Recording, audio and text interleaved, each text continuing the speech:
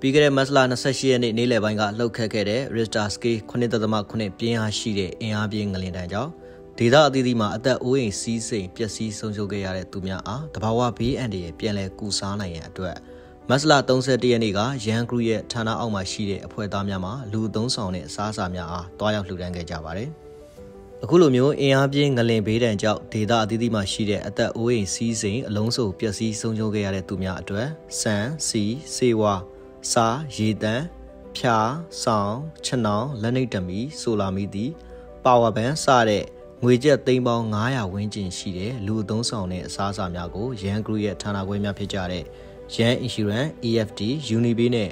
YTV Free to ရဲ့ဌာနမှဝန်ထမ်းများကတွားရောက်လှူဒါန်းခဲ့ကြပါတယ်။အခုလိုအင်အားပြင်းငလျင်ဘေးဒဏ်ကြောင့်ဒေသအသီးသီးမှာရှိတဲ့အသက်အိုးအိမ်စီးစိမ်အလုံးစုံပျက်စီးဆုံးရှုံးခဲ့ရတဲ့သူများအားအမြန်ဆုံးပြန်လည်ထူထောင်နိုင်ရန်တစ်ဖက်တစ်လမ်းမှပါဝင်ကူညီပေးရင်းနဲ့ဆုံးရှုံးမှုများလျော့နေပြီးတော့အသက်ဘေးအန္တရာယ်အမြန်ကင်းဝေးကြပါစေလို့ရန်ဂရုမှဆုမွန်ကောင်းတောင်းလိုက်ပါတယ်ခင်ဗျာ။